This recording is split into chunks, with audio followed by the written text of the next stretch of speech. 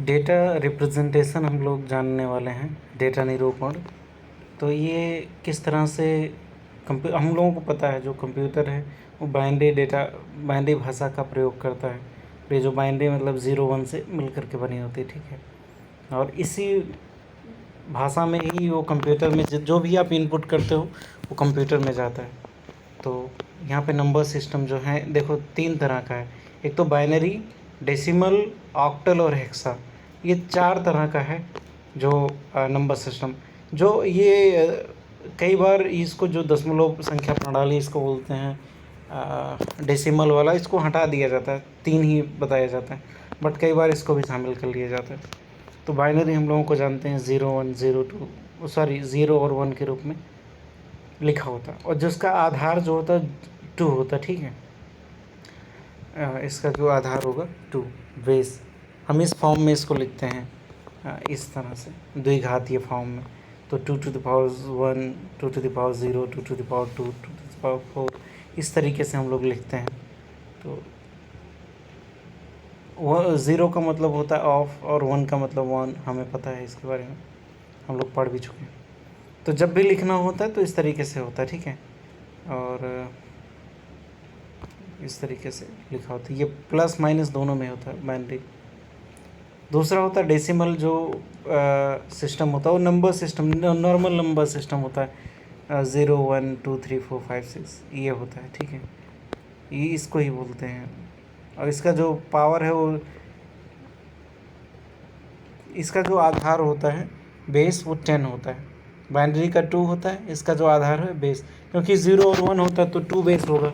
और इसमें इस नंबर सिस्टम में 0 से लेकर के 9 तक है, तो इसका जो बेस होगा वो 10 होगा, ठीक है।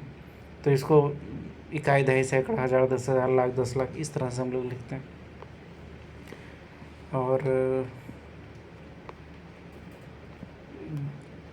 इसमें कोई संख्या है, मान लीजिए 3437, इसका मतलब क्या होता है? अगर हमको इसको लिखना होगा तो किस तरह से लिखना पड़ेगा?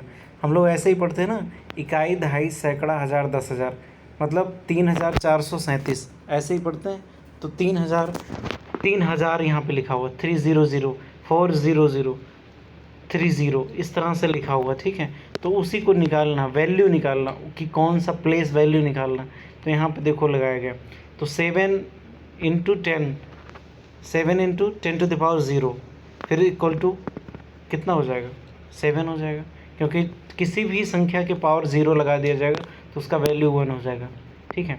ऐसे ही ये जो 3 है वो दूसरे प्लेस पे है, तो यहाँ पे जो पावर है ना वो एक प्लेस कम कर देते हैं। जैसे पहला प्लेस है तो 1 - 1 कर देंगे, 0 हो जाएगा। दूसरा प्लेस है तो 2 - 1 कर देंगे, तो 10⁻1 मतलब 10 होगा। फिर थर्ड प्लेस है तो 10⁻3 - 1, तो 10⁻2 इक्वल टू 100 हो जाएगा, ठीक है। इस तरीके से इसका वैल्यू निकाला जाता है। तो यहाँ पे देखो 3000 हो गया, 3 का जो वैल्यू हो गया, जो प्लेस वैल्यू है 3000, 4 का जो प्लेस वैल्यू है 400, 3 का 30, 7 का 7। तो ये हो गया, ठीक है। ये बेस हो गया, इसका बेस कितना है? 10 हो गया। ऐसे बाइनरी का कितना बेस है? 2 हो गया।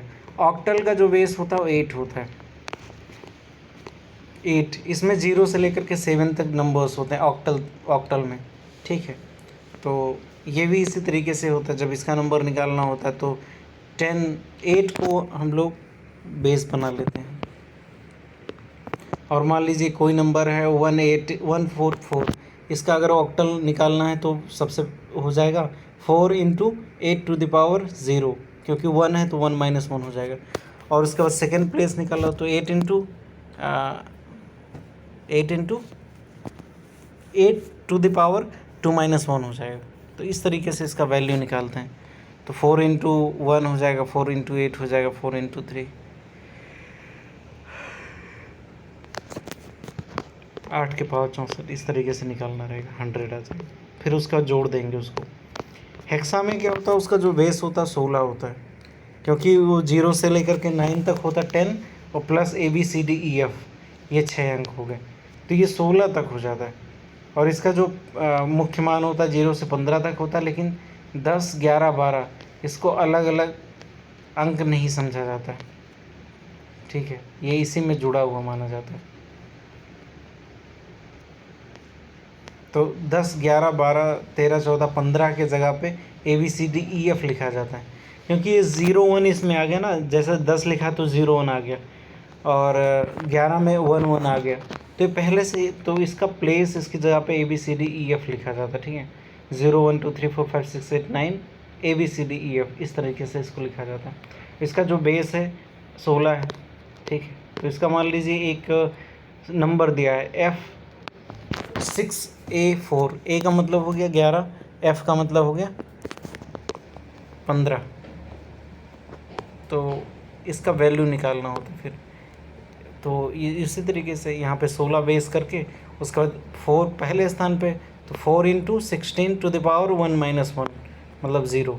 फिर उसके बाद A जो है दूसरे नंबर पे, तो A × 16 टू द पावर 2 - 1, इस तरीके से निकालना पड़ेगा। यहाँ पे देखो ये होगा इस तरीके से। मुझे पता है ये थोड़ा सा टफ है इसको, लेकिन आप मैथमेटिकल कैलकुलेशंस करोगे तो आपको समझ में आ जाएगा पूरी तरीके से। यहाँ पे देखो दशमलव प्रणाली में इस तरीके से होता है, बाइनरी में इस तरह से, ऑक्टल में इस तरह से, हेक्सा में इस तरह से।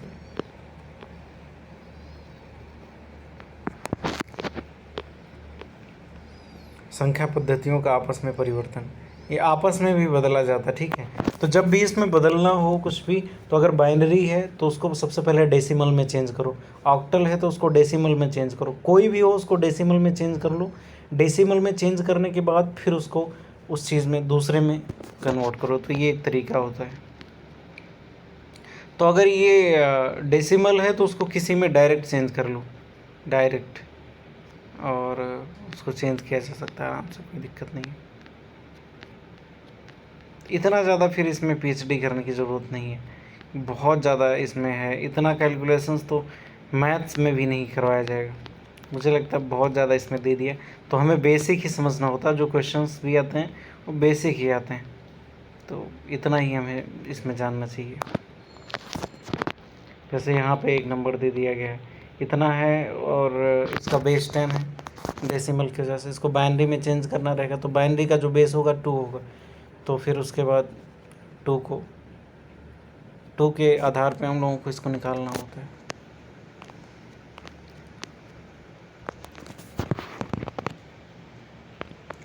आई होप आपको ये समझ में आया होगा number system. Thank you very much.